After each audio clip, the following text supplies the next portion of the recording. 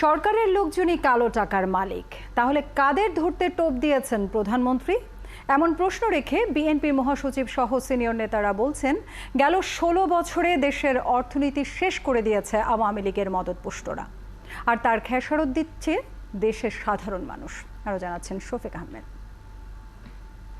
২০২৪-২৫ অর্থ বছরের বাজেট উপস্থাপনের একদিন পর প্রধানমন্ত্রী দলীয় অনুষ্ঠানে দুর্নীতির মাধ্যমে কালো টাকা ধরতে টোপ ফেলেছেন বলে যে বক্তব্য দিয়েছেন, তার এই বক্তব্যে বিএনপির মহাসচিবের দাবি, সব দুর্নীতি এবং বিদেশে টাকা পাচারের সাথে আওয়ামী লীগের লোকেরাই জড়িত।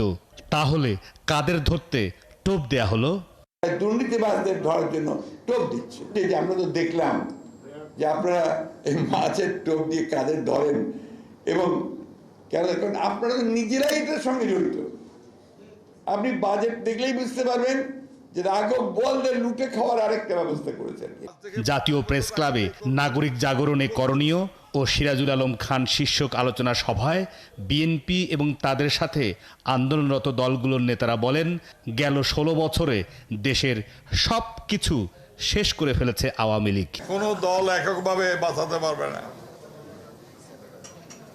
সব নেতারা একসাথেও বাঁচাতে পারবে, জনগণকে ঐক্যবদ্ধ করতে হবে, ছাত্র শ্রমিকদেরকে ঐক্যবদ্ধ করতে হবে। বেনজির টাকার বিনিময়ে বিএনপি কমিশনার, র্যাব চিফ এবং পুলিশ প্রধান হয়ে শত শত লোককে গুম, খুন, অত্যাচারের পেছনে থাকেন, নেতৃত্ব দেন আরো অনেকের সাথে মিলে।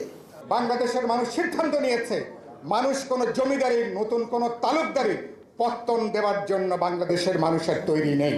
আমাদের সেই 1971 সালে স্বাধীনতা যুদ্ধের যে চেতনা, এই মানুষগুলোর সঙ্গে যে স্বপ্ন ছিল, সেই স্বপ্নকে বাস্তবায়িত করার যে লক্ষ্যে আমরা আবার সবাই একজোট হয়ে সেই লড়াইটা শুরু করি, যে লড়াইয়ে আমরা অবশ্যই তাদেরকে পরাজিত করতে সক্ষম বলে। বিএনপির মহাসচিব সব দলমতের মানুষকে দেশ বাঁচাতে সরকার পতন আন্দোলনে রাজপথে নেমে আসার আহ্বান জানান।